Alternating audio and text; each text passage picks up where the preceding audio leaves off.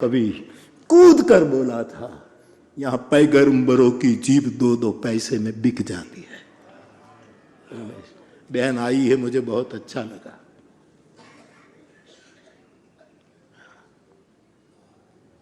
सोचो,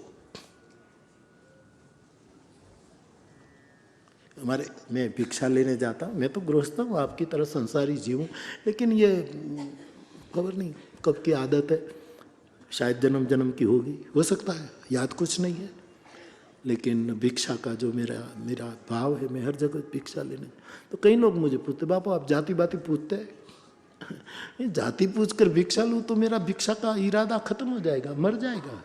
पूछना क्या, जहाँ जाओ जो भिक्षा मिले ले लेता हूँ। तो बोले उसके लिए नियमावली को, मैंने कहा मैंने पढ़ा है, मेरे दादाजी ने भी कहा है कि बेटा किसी के घर की भिक्षा के रूप में भिक्षा लेना ये निराहार है, ये व्रत है। भिक्षा हरो निराहार हो। लेकिन मुझे कहा गया था कि बेटा किसी के घर की भी भिक्षा लेना। अब मैं तो गंगा जल की बात है, मैं गंगा जल दे देता हूं तो कर देते हैं, यदि बाकी खुद बना कर दे दे तो मैं भी ये गंगा जल ही है मेरे लिए क्या। लेकिन हमें बताया गया कि किसी के घर की भी भिक्षा के रूप में आप प्रसाद ले सकते हैं, भोजन के रूप में नहीं। भिक्षा बड़ा पवित्र शब्द है। यहां भी अन्नपूर्णा बैठी है, मैंने कल दर्शन किए। और काशी में तो काशी पूरा पीठाधीश्वरी है, भिक्षाम देही च पार्वती, वहां तो बैठी है अन्नपूर्णई सदा पूर्णई शंकर प्राण वल्लभ है।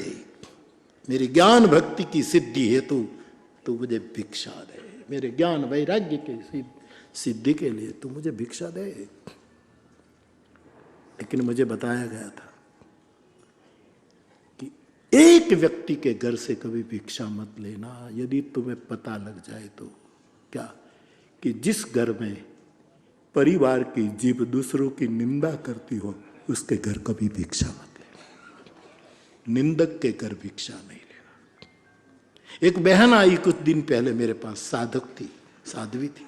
मुझे कहे कि बापू मैं कथा कहती हूँ, वारकरी संप्रदाय से दीक्षित, तो अच्छा गाती थी, अच्छा बोलती थी, नहीं बड़ा अच्छा अभंग गाती थी क्लासिकल बेस पर। लेकिन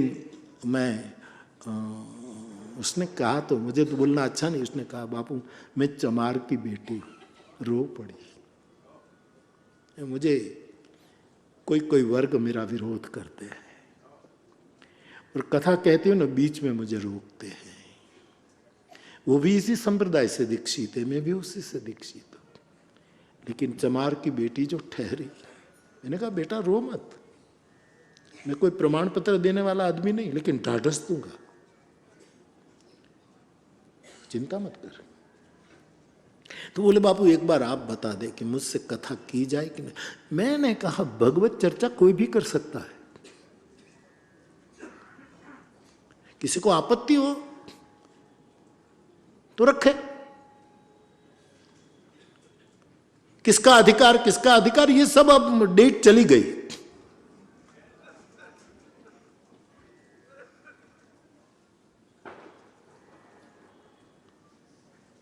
मैंने कहा बेटी रैदास कौन थे जो मीरा का गुरु बन बैठा है?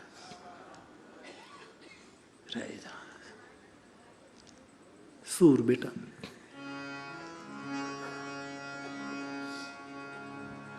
रंग का बंका जात के कुंभार, सजना जात कसाई, पाइए जिसने साधु की संगत पाई। रैदास जिसके चमार कुंड का जल वैष्णव पीते थे,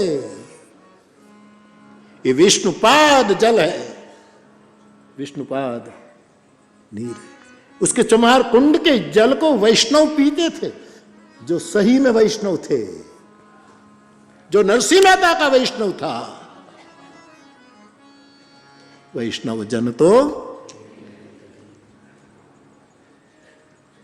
मैंने कहा बेटा मैं कोई सर्टिफिकेट नहीं दे, मेरा कोई अधिकार भी नहीं है, लेकिन तू गा सकती है, क्या बात है। तो फिर कुछ बाबू कुछ प्रमाण, मैंने कहा देख कोई भी जीव हरि गुणगान गा सकती है किसी भी रूप में, लेकिन जो जीव दूसरे की निंदा करती हो वो जीव हरि गुण गाने के लिए योग्य नहीं। जुबान इसीलिए नहीं है। श्रीमद् भागवतकार ने, सुखदेव जी ने नाचते हुए गाया है, वाणी गुणानुकथने श्रवणौ कथायाम।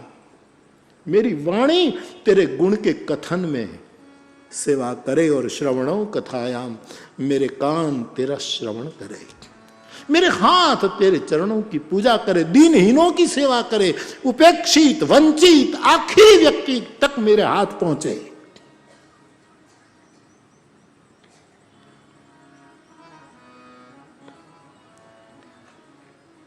लेकिन मेरा कहा हो कैसे, मैं पैगंबर नहीं।